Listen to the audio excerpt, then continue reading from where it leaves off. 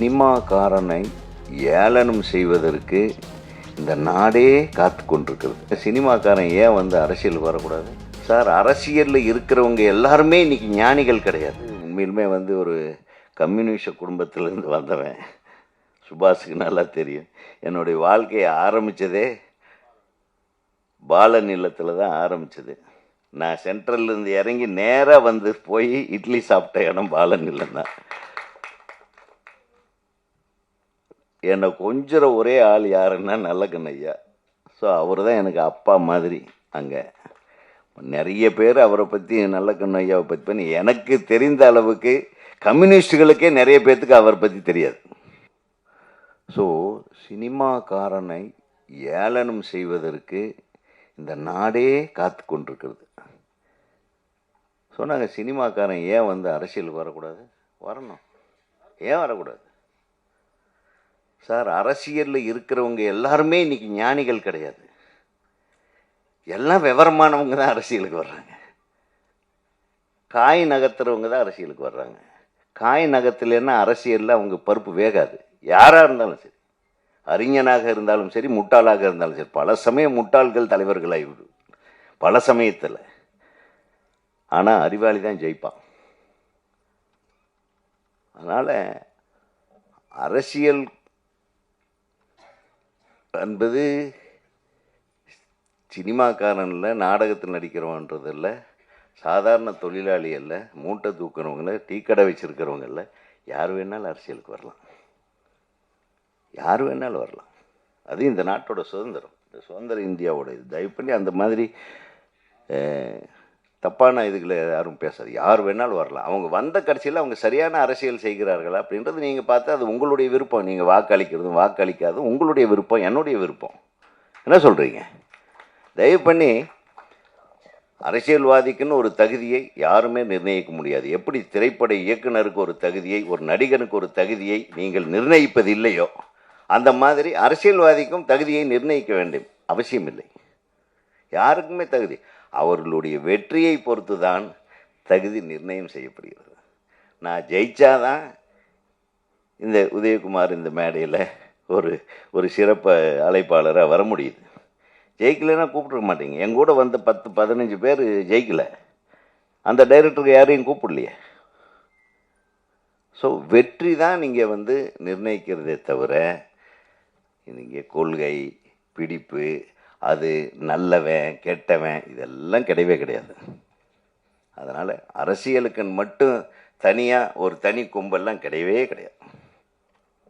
சினிமாவுக்கு என்ன கொம்போ அதே கொம்பு தான் அரசியலுக்கு. ஒரு கூலி வேலை செய்பவர்களுடைய தனி கொம்பு என்னவோ அந்த கொம்பு தான் அடுத்தவனுக்கு. கரெக்டானே? அனைவருக்கும் ஒன்று தான். அரசியலமைப்பு சட்டம் என்ன சொல்கிறது? இந்திய நாட்டின் பிரஜைகள் யார் வேண்டுமானாலும் வாக்களிக்கலாம், யாருக்கு வேண்டுமென்றாலும் வாக்களிக்கலாம். அதுதான். அதே மாதிரி பேசுகிறேன். அது கரெக்டு. நீங்கள் அண்ணன் அதை நம்ம சொல்லலாம். நீங்கள் சமூக சிக்கலை தெரிந்தவர்கள், இப்போ திருமாவளவன் மாதிரி ஆட்கள், சரி எனக்கு தெரியாதான்னு இன்னொரு கட்சிக்காரன் கேட்பான். அதுதான் பிரச்சனையே.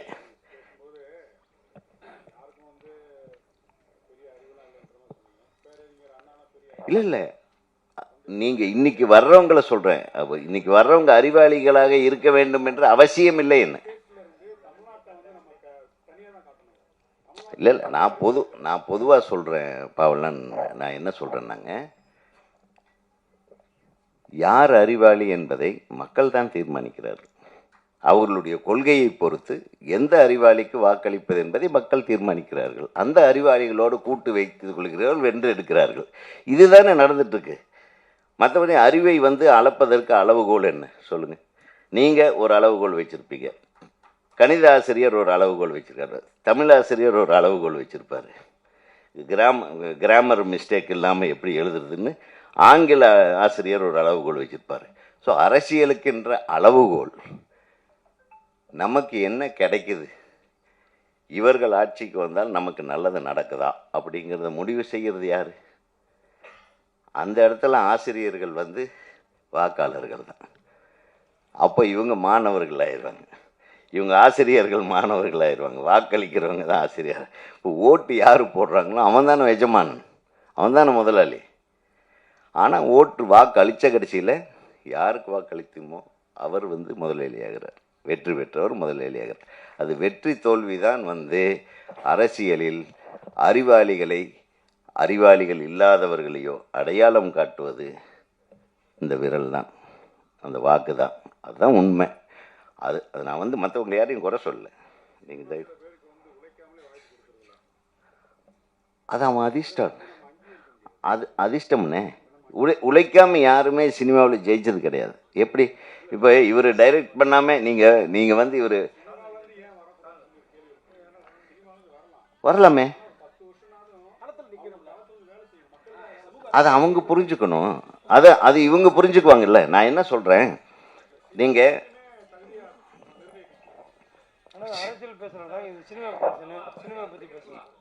இல்லை, நான் என்ன சொல்ல